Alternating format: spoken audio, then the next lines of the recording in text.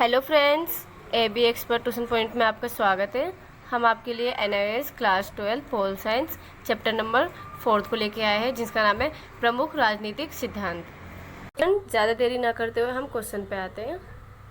Question number first है हमारा, सर्वहारा वर्ग की तानाशाही से मार्क्सवादी क्या समझते हैं।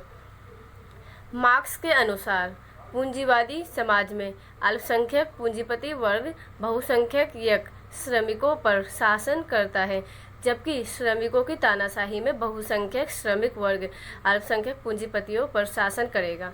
इस प्रकार यह पूंजीवादी शासन की तुलना में अधिक लोकतांत्रिक होगा। श्रमिकों की तानाशाही में पूंजीपति वर्ग को बलपूर्वक दबा दिया जाएगा, जिससे भविष्य में वह पुनः सिर न उठा सके। पूंजीवाद में विश्वास रखने वाले लोगों का अंत कर दिया जाएगा। तो देखिए फ्रेंड, इसमें बताया गया है कि जो सर्वहारा वर्ग की तानाशाही से ना मार्क्सवादी क्या कहते हैं, क्या समझते हैं। तो मार्क्सवादी लोग हैं तो उनका क्या कहना है, उनका कहना है कि जो पूंजीवादी समाज में ना पूंजीवादी लोग हैं वो अल्पसंख्यक यानी कम है, संख्या में कम है। पूंजीपति लोग सब पूंजीवादी सब संख्या में कम है। और जो बहुसंख्यक कौन है, श्रमिक यानी कि जो काम करने वाले लोग हैं। देखिए किसी भी होटल में जाते हो तो मालिक एक होता है, ये दो होता है, बस हो गया। और जो काम करने वाले होते हैं, वर्कर होते हैं, बहुत सारे होते हैं। वो श्रमिक वर्ग बहुत सारे होते हैं और मालिक वर्ग कम से कम ही होता है। तो इसमें कहा गया है, मार्क्सवादियों ने कहा है कि जो पूंजीवादी समाज में ना अल्पसंख्यक पूंजीपति वर्ग बहुसंख्यक श्रमिकों पर शासन करता है, यानी कि बहुसंख्यक जो श्रमिक है उस पर पूंजीपति लोग शासन करते हैं, वो अल्पसंख्यक है। बल्कि जो अल्पसंख्यक है उस पर बहुसंख्यक का शासन होना चाहिए। इस प्रकार पूंजीवादी शासन की तुलना में ना अधिक लोकतांत्रिक होगा, यानी कि जो पूंजीवादी शासन है उसकी तुलना में अधिक लोकतांत्रिक कब होगा, जब बहुसंख्यक लोग हैं वो अल्पसंख्यक पर शासन करेगा। और श्रमिकों की तानाशाही में ना पूंजीपति वर्ग जो श्रमिक है उनकी तानाशाही में जब उनका तानाशाह हो जाएगा, यानी कि उनका शासन स्टार्ट हो जाएगा, तो पूंजीपति वर्ग को ना बलपूर्वक दबा दिया जाएगा। यानी कि जो पूंजीपति लोग हैं उनको सभी अपने बलपूर्वक उन्हें दबा देंगे, यानी कि उनको हरा देंगे, जिससे भविष्य में ना वो पुनः सिर उठा ना सकेंगे। यानी कि भविष्य में वो दोबारा सिर उठाने के लायक नहीं रहेंगे, यानी कि हमेशा के लिए जो श्रमिक वर्ग है वो ऊपर हो जाएगा और जो पूंजीपति लोग हैं वो नीचे हो जाएंगे। पूंजीवाद में विश्वास रखने वाले लोगों का भी अंत कर दिया जाएगा, यानी कि जो अगर पूंजीवाद में विश्वास रखता हो उनका भी अंत कर दिया जाएगा। तो ये क्वेश्चन यही है। चलिए फ्रेंड, क्वेश्चन नंबर सेकंड हम स्टार्ट करते हैं। क्वेश्चन नंबर सेकंड है हमारा, अतिरिक्त मूल्य का सिद्धांत से आप क्या समझते हैं। वस्तु के बाजार मूल्य व वास्तविक मूल्य के अंतर को ना पूंजीपति स्वयं हड़प लेते हैं। मार्क्स की दृष्टि में जो धन पूंजीपति द्वारा अपने पास रख लिया गया वही धन अतिरिक्त मूल्य कहलाता है। स्वयं मार्क्स के शब्दों में अतिरिक्त मूल्य इन दो मूल्यों का अंतर है, जिसे श्रमिक पैदा करता है और जिसे वह वास्तव में प्राप्त करता है। इस प्रकार वास्तविक मूल्य और विक्रय मूल्य का अंतर ही अतिरिक्त मूल्य है।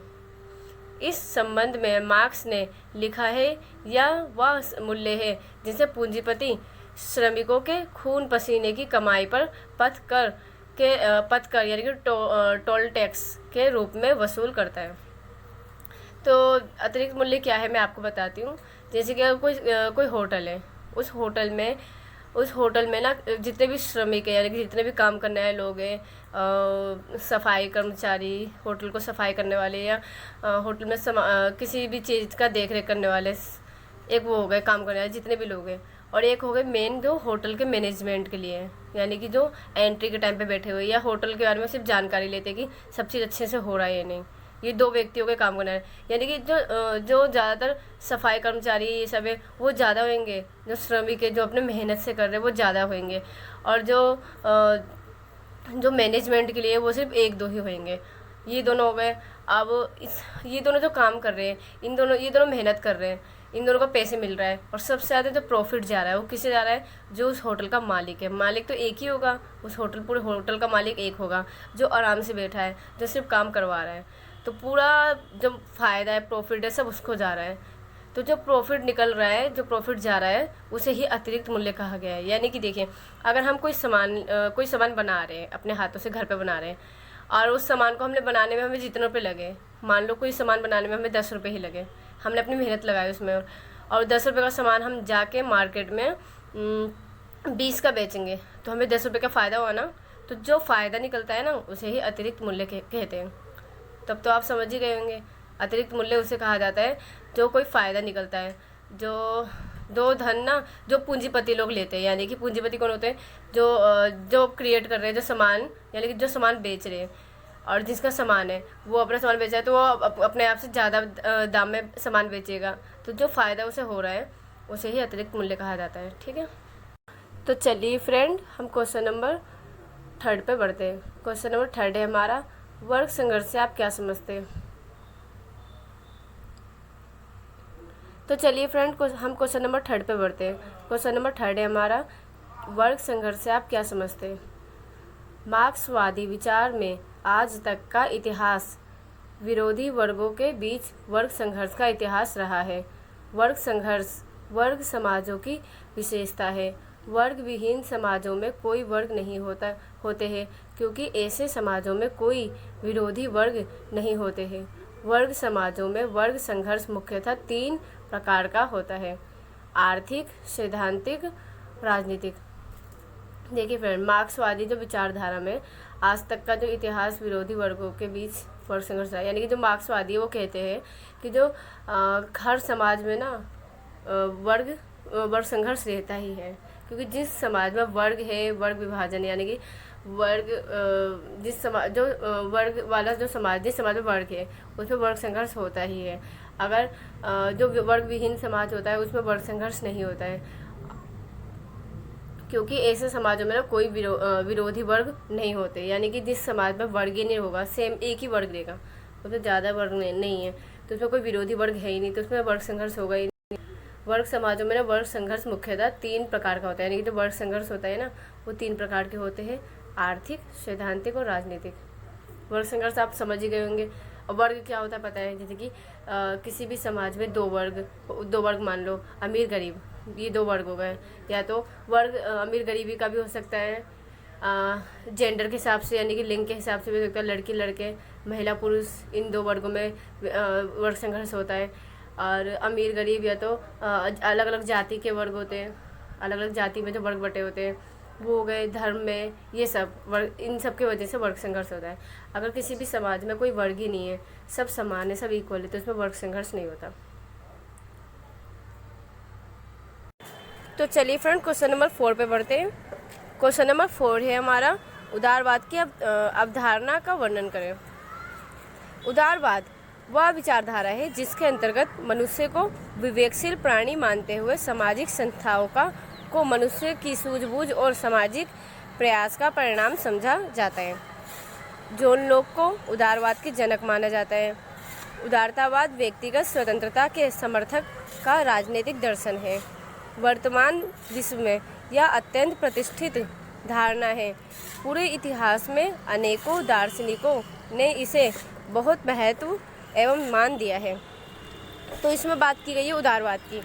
उदारवाद एक विचारधारा है, जैसे कि साम्यवाद, पूंजीवाद, ये सब विचारधारा है, वैसी उदारवाद भी एक विचारधारा है।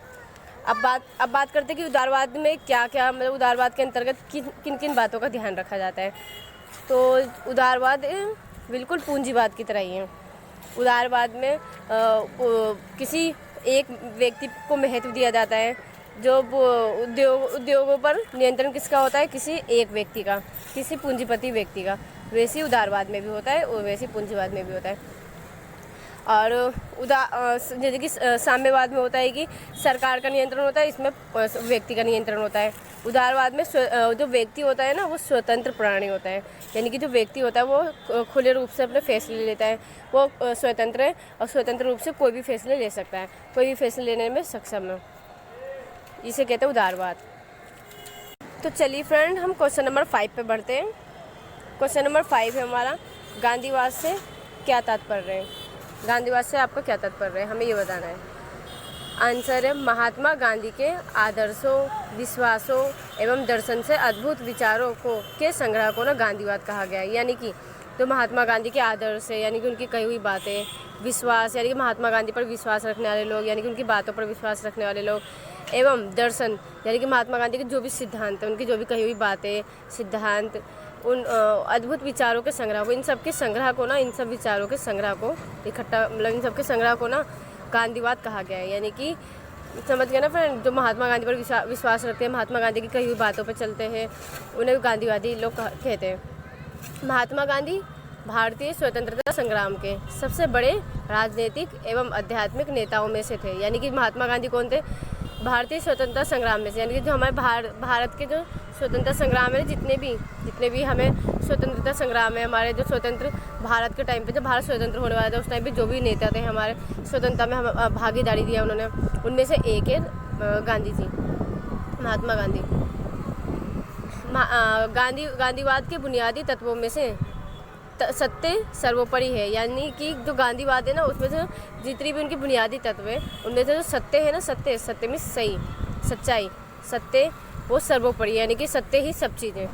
सत्य, गांधी जी क्या चाहते थे? सत्य, अहिंसा, मानवीय स्वतंत्रता, समानता, न्याय पर उनकी निष्ठा को उनकी निजी ज़िंदगी के उदाहरणों से बखूबी समझा जा सकता है। यानी कि जो गांधी जी थे, उन्होंने अपनी लाइफ में सत्य पर बल दिया, अहिंसा पर बल दिया, मानवीय स्वतंत्रता पर, यानी कि मानव की स्वतंत्रता पर बल दिया, समानता एवं न्याय पर उनकी, मतलब जो उनकी ना ज़्यादा निष्ठा थी, उनकी पकड़ थी, यानी कि वो ज़्यादातर इन पे ध्यान देते थे। मन की निर्मलता और ईश्वर निष्ठा से आत्मा को शुद्ध करना गांधीवाद की प्रथम आवश्यकता है। यानी कि जो मन की निर्मलता, मन को निर्मल बनाना, और ईश्वर निष्ठा, ईश्वर पर विश्वास रखना, ईश्वर पर पूरा विश्वास रखना, आत्मा को शुद्ध करना गांधीवाद की ना प्रथम आवश्यकता है। ये ऐसा करने से निस्वार्थ बुद्धि का विकास होता है। यानी कि गांधी जी मानते हैं कि जो ऐसा करने से ना निस्वार्थ, यानी कि हम स्वार्थी नहीं बनेंगे, निस्वार्थ बनेंगे, और ऐसी बुद्धि का विकास होगा हमारा, और मनुष्य सच्चे अर्थों में ना जन सेवा के लिए तत्पर हो जाते हैं। यानी कि अगर लोग इस रास्ते पे चलेंगे, सच्चाई के रास्ते पर चलेंगे, अहिंसा के रास्ते पर चलेंगे, गांधी जी की कहे हुए बातों के रास्ते पर चलेंगे, तो जो व्यक्ति का ना निस्वार्थ बुद्धि का विकास होगा, और मनुष्य सच्चे अर्थों में ना जन सेवा के लिए ना तत्पर हो पाएंगे, यानी कि हमेशा सबकी सेवा के लिए तैयार रहेंगे। गांधीवाद में सांप्रदायिकता के लिए कोई स्थान नहीं है। जो गांधीवाद में ना सांप्रदायिकता क्या होता है? सांप्रदायिकता होता है धर्म के नाम पे दंगे वंगे, इन सब के लिए ना कोई स्थान नहीं गांधीवाद में। इसी समस्या को हल करने के लिए ना गांधी जी ने अपने पूरा जीवन बलिदान दे दिया। यानी कि यही सांप्रदायिकता के लिए गांधी जी बहुत लड़े हैं, तो सांप्रदायिकता को ही दूर करने में गांधी जी ने अपने पूरे जीवन का बलिदान दे दिया। तो चलिए फ्रेंड, हम क्वेश्चन नंबर 6 पे बढ़ते हैं। क्वेश्चन नंबर 6 से हमारा, गांधी जी की राम राज्य की अवधारणा क्या थी? राम राज्य की कल्पना को स्पष्ट करते हुए 1929 के यंग इंडिया में गांधी जी ने लिखा था कि राम राज्य से मेरा अर्थ हिंदुओं के राज्य से नहीं है। राम राज्य अर्थात जहाँ अंत्योदय की प्रकृति राज करती हो। इस पृथ्वी पर कभी राम थे या नहीं, यही मेरी अपनी कल्पना है, किंतु ग्रंथों में जिस राम राज्य की चर्चा है वह वास्तविक लोकतंत्र है। जब कोई सर्वमुखी होकर सभी के दुख सुख और आवश्यकताओं को अपना मान लेता है, जो राजा और रंक में बिना भेद के न्याय करता है, वह वो राजकार्य का सबसे उपयुक्त उत्तराधिकारी होता है। वास्तव में यही सिद्धांत गांधी का राम राज्य है। देखिए, ये जो राम राज्य का मतलब क्या है, इसमें राम राज्य का मीनिंग पूछा गया है। राम राज्य की घटना को स्पष्ट करते हुए ना गांधी जी ने कहा है कि जो 1929 में गांधी जी की जो बुक लिखी गई थी यंग इंडिया, उसमें गांधी जी ने बताया है कि राम राज्य से उनका अर्थ सिर्फ हिंदुओं के ही राज्य से नहीं है, बल्कि उनका अर्थ है कि जो अंत्योदय की प्रकृति राज करती है, यानी कि सही शासन, सुशासन से उनका मतलब है सुशासन से। इस पृथ्वी पर ना कभी राम थे या नहीं, ये तो उनकी कल्पना है, ये सब हमारी कल्पना है। लेकिन ग्रंथों में जो राम राज्य की जो चर्चा की गई है, यानी कि राजा के टाइम पे राम के टाइम पे कैसा राज्य व्यवस्था थी, कैसे शासन क्या करता था राम, उसकी जो चर्चा की गई है वो वास्तविक ना लोकतंत्र है। यानी कि वो ही रियल में वो ही लोकतंत्र है, जब कोई भी सर्वमुखी होकर ना सभी के दुख और सुख हर लेता है, आवश्यकताओं को अपना मान लेता है, जो राजा और रंक में बिना भेद किए हुए ना न्याय करता है, यानी कि किसी में बिना भेदभाव के निष्पक्ष रूप से भेदभाव वो न्याय करता है, वह राजकार्य का ना सबसे उपयुक्त उत्तराधिकारी होता है, यानी कि सबसे अच्छा उत्तराधिकारी वही होता है, सबसे अच्छा शासक वही होता है। वास्तव में यही सिद्धांत गांधी जी का ना राम राज्य है। तो चलिए फ्रेंड, क्वेश्चन नंबर 7 पे बढ़ते हैं। क्वेश्चन नंबर 7 है, मार्क्सवाद क्या है, इसके मुख्य सिद्धांतों की विवेचना कीजिए। मार्क्सवाद ये भी एक विचारधारा है, ठीक है, मार्क्सवाद भी विचारधारा है। मार्क्सवाद क्रांतिकारी समाजवाद का ही एक रूप है। यही आर्थिक और सामाजिक समानता में विश्वास रखता है। अंततः मार्क्सवाद सभी व्यक्तियों की समानता का दर्शन है। मार्क्सवाद का अर्थ मैं बता देती हूँ। नॉर्मली पूंजीवाद का उल्टा है मार्क्सवाद, यानी कि पूंजीवाद का विरोधी होता है मार्क्सवाद। मार्क्सवाद ना, जो मार्क्सवाद होता है वो कहता है कि अगर पूंजीवादी का की आलोचना करता है मार्क्सवाद। मार्क्सवाद सिद्धांत में ना कहते हैं कि जो अगर किसी देश में पूंजीवाद है तो उसमें ना अमीर अमीर होगा और गरीब गरीब होगा। इसने मार्क्सवादी मतलब जो मार्क्सवाद होते हैं, मार्क्सवाद में ना पूंजीवाद का विवेचना आलोचना की गई होती है मार्क्सवाद के अंतर्गत। तो इसके कुछ पॉइंट्स पर लेते हैं। मार्क्सवाद के प्रमुख सिद्धांत कौन कौन से हैं? तो द्वंद्वात्मक भौतिकवाद का सिद्धांत पहला। दूसरा है इतिहास की आर्थिक भौतिकवादी व्याख्या। तीसरा है वर्ग संघर्ष का सिद्धांत। चौथा है अतिरिक्त मूल्य का सिद्धांत। पांचवा है सर्वहारा वर्ग का अधिनायकवाद। छठा है वर्ग विहीन व राज्य विहीन समाज। ये मार्क्सवाद के ना सिद्धांत है, प्रमुख सिद्धांत। तो चलिए फ्रेंड, ये ख़त्म होता है सारा। वीडियो को लाइक करना ना भूलें और चैनल को सब्सक्राइब कर लें। नोटिफिकेशन के लिए बेल आइकन दबाएं ताकि आपको समय समय पर नोटिफिकेशन मिलती रहे।